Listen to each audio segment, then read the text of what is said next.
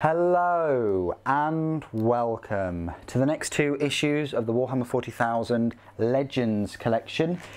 This is a second set of books that Hachette Partners have sent me as part of my subscription, but I did cancel my subscription, so I'm baffled as to why they've even sent me them in the first place. But they're in here. I've just now unboxed and had a first look at issues 87 and 88. This might be 85 and 86. Or it could be 89 and 90. I really don't know because it doesn't say on the packages. Anyway, I went off on a little bit of a tangent there and a bit of a rant in that video because they've now started bundling them in thin plastic, which we all know we're trying to move away from plastic. And also I've had 80 issues where they've been boxed in cardboard, and I much prefer that to protect hardback books. You know, you are paying £20 at the end of the day for these. The least I would expect is them to come in the same packaging as, you know, a 50p plastic jug that Amazon sent you. That comes in a cardboard box. So anyway, enough about plastic jugs. Let's unwrap this. Okay. What they sent me here. Yeah, they're saying they're going to take it by direct debit. Again, I don't think so. On the 13th of January apparently as well. So let's see what's in here. Oh wow, we've got some really old issues. I can't keep track now, but they're definitely going to be getting an email fired off to them after these videos. But still, in here, for some reason, instead of issue 87 and 88, we've got issue 81 and 82. Issue 81 is Fear the Alien, and it's by nobody. That's interesting. And this one is Death Watch, which I think I've already got that book, by Ian St. Martin. So yeah, we'll have a look at both of them. This might be a collection of writers.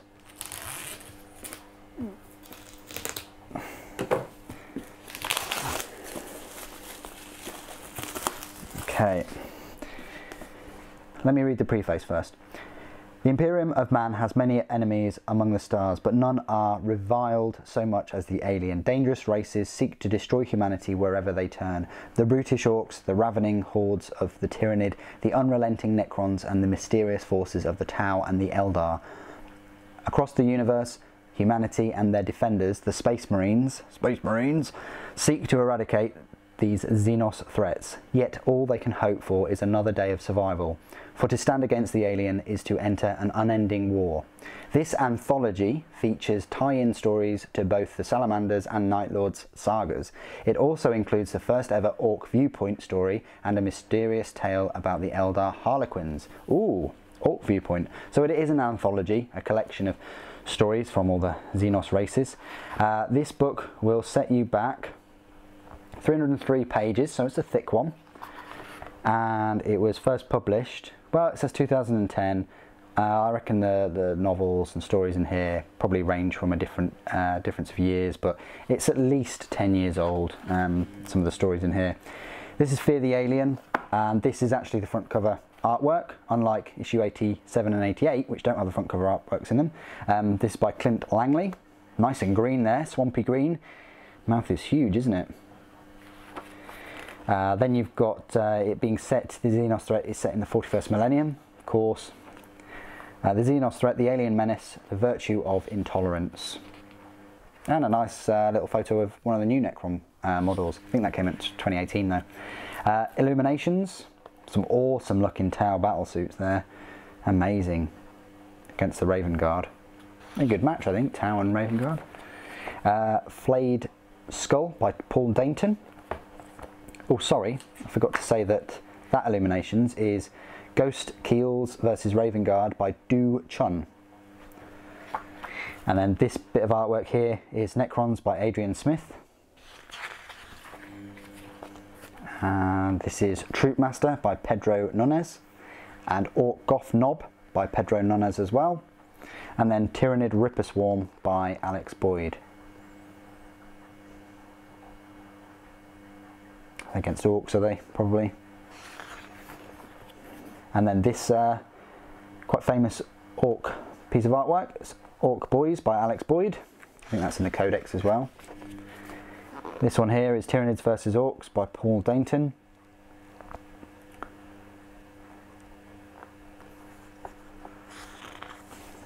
And there you go. So a fair bit of artwork in this one.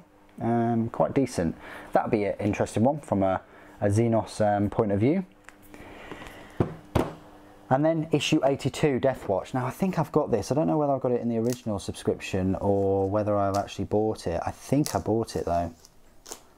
So, and this is one of the things, if you get a subscription, you know. Now this is what I'm kind of talking about. A bit of a bend there on the old hardback. Much prefer it in the cardboard.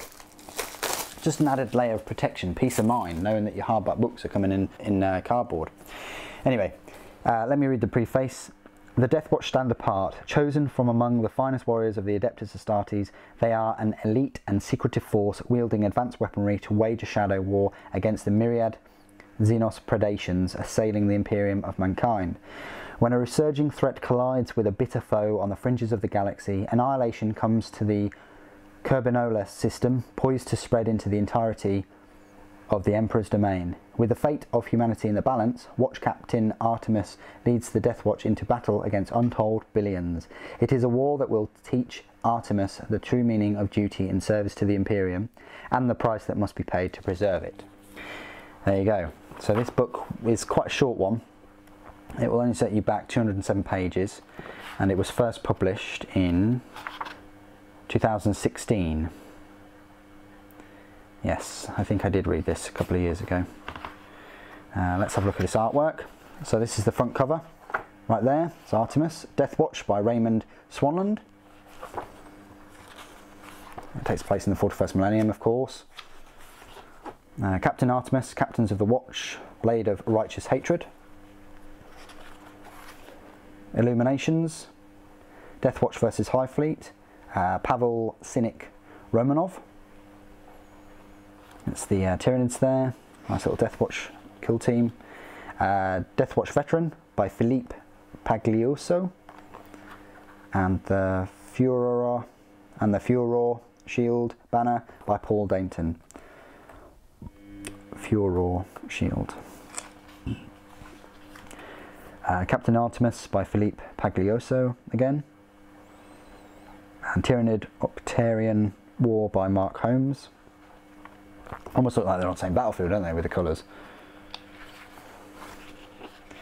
Watchmaster, Pedro Nunes Sanchez. Red War Grook by Alex Boyd. Something's happened there, he's just grabbed a Space Marine.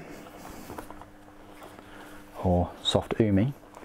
That's a cool bit of artwork. Deathwatch versus Necrons by Lee Setiwan. Or Lai Setiwan. Going after the Necrons there. And there you go. So some interesting bits of artwork. I do like the Xenos threats, you know. I like how issue 87 and 88, when I released that, because I released this first, focused on Eldari, and these two focus on the Xenos threat, you know, different stories and all the rest of it. So anyway, there you go. That's the next two issues. Number wise, Fear the Alien is 82 and this Deathwatch is 84.